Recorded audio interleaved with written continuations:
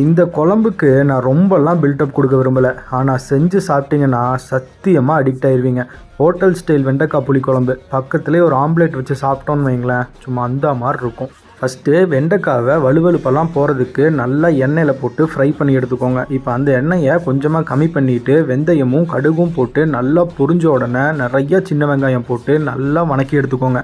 அது கூடயே கொஞ்சமாக பூண்டு போட்டு வணக்கிட்டு ஒரு 2 தக்காளியை அரைச்சி ஊற்றி நல்லா எண்ணெய் பிரிஞ்சு வந்தோடனே உப்பு போட்டு நம்ம மசாலாலாம் போட்டு கொஞ்சமாக தண்ணி ஊற்றி எண்ணெய் பிரிஞ்சு வர வரைக்கும் நல்லா குக் பண்ணி எடுத்துக்கோங்க.